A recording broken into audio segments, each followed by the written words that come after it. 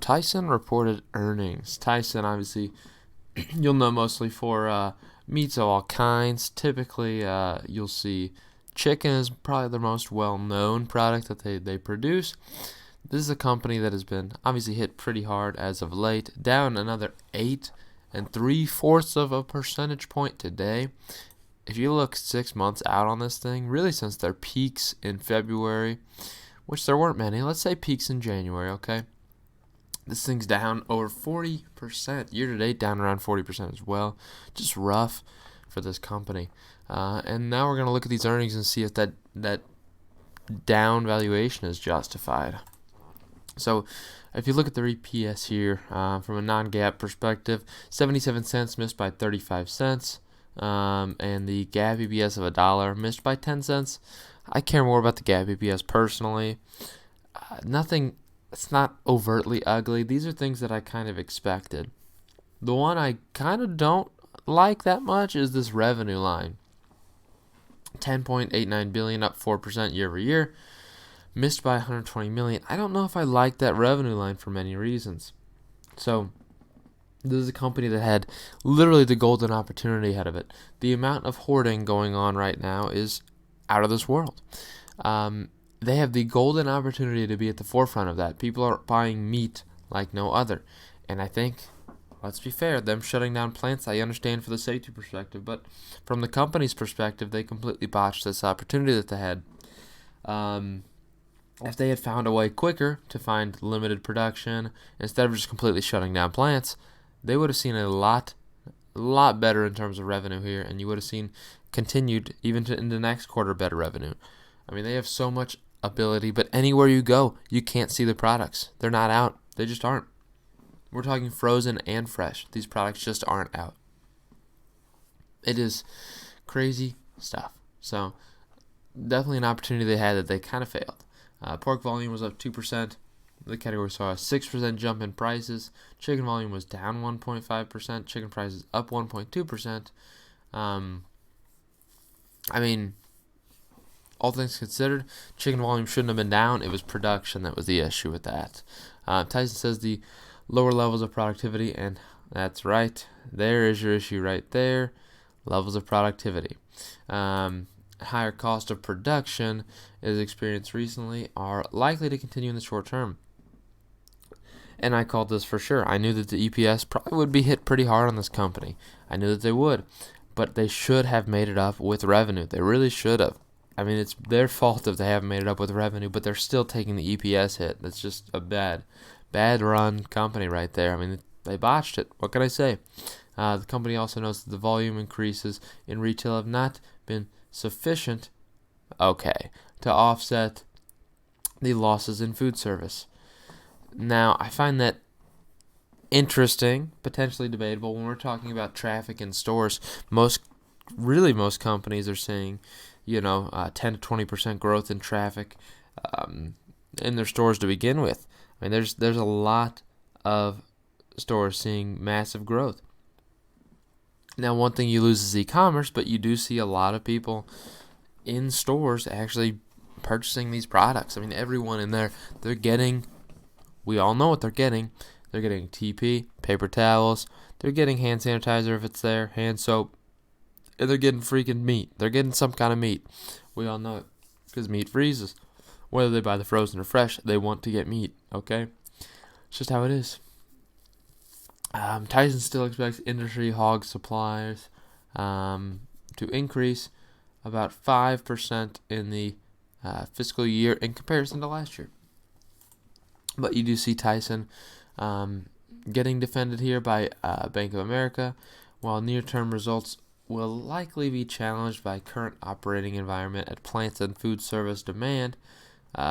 Fundamentals for protein, Tyson were sold heading into this, and we expect it to improve as the pressure subsides.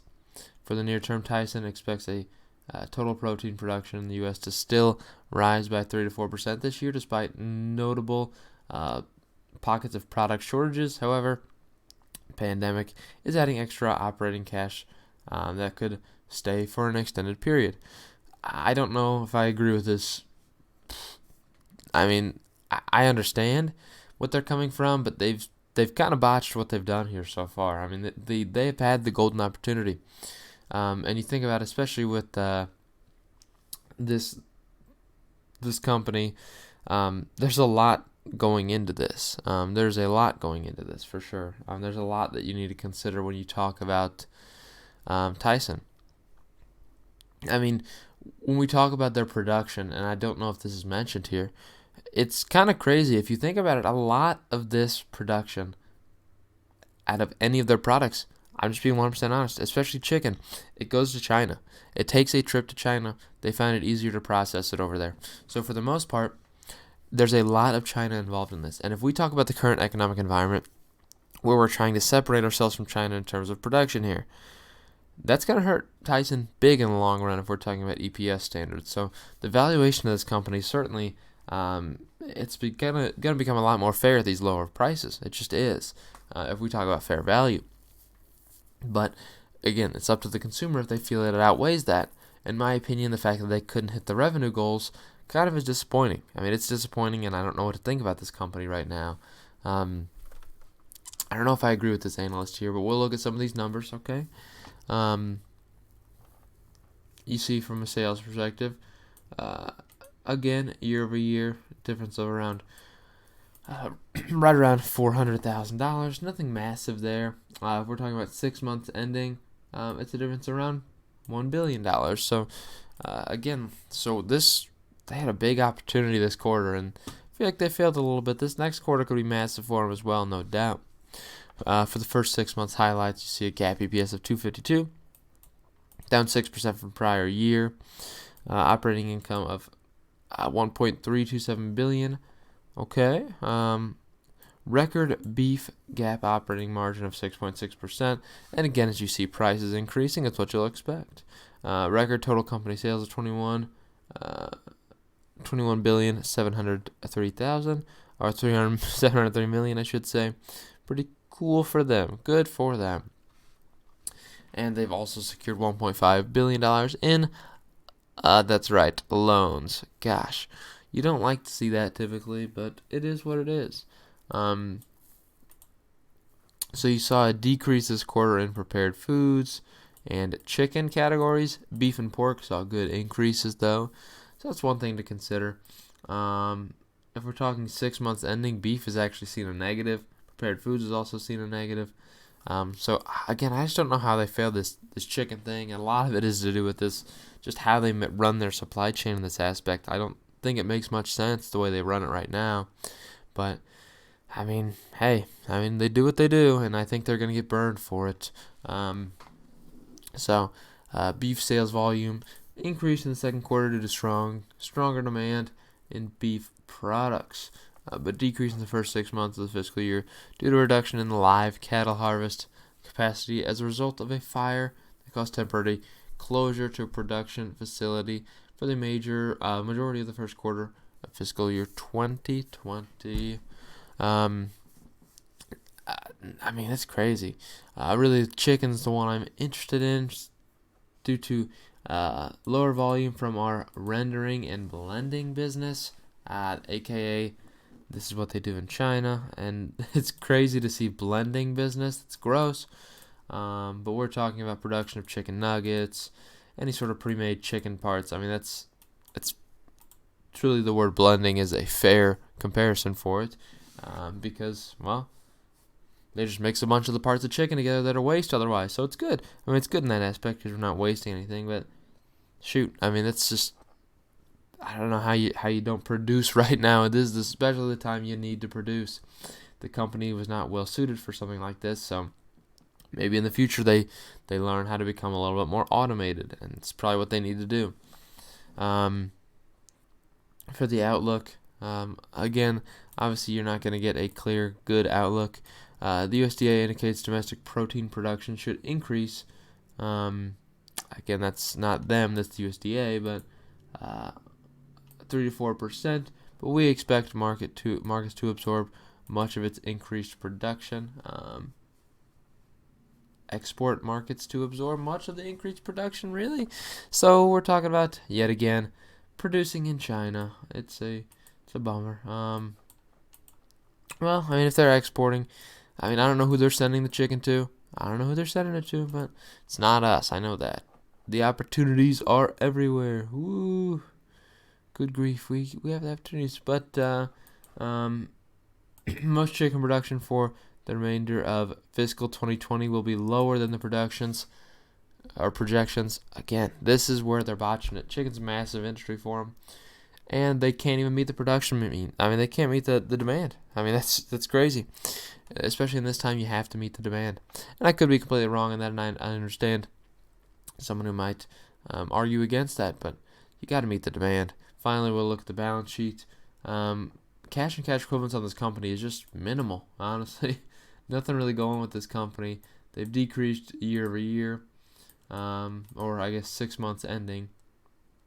$437 million on this company in current cash. Total assets of $7 billion, a little bit down from year over year. And total assets right now of $33 billion, $33.9 billion, nearly $40 billion, or 34, I believe. This one's a rough one to say, guys. I don't know why. $34 billion. Current liabilities. Total current liabilities do outweigh their total current, or do not outweigh their total current assets. You have $4.4 billion versus a $7.1 billion number. Good to see that. And if we're looking at shareholder equity, they've got $14 billion, $500 million more in terms of assets than they do liabilities. So that's good, all things considered. The balance sheet's not bad on this company. Just the issue, I mean, you look at the valuation on this company, and it's getting a little crazy. Forward PE of under 10, trailing PE of 12 or 11, I should say. And again, it all comes to the fact that what does the future hold for this company? EPS is going to get hit hard in the future as they have to move production. Probably the ideal is they're going to move more production to the U.S. It just doesn't seem to make sense for them to ship stuff over just to produce it.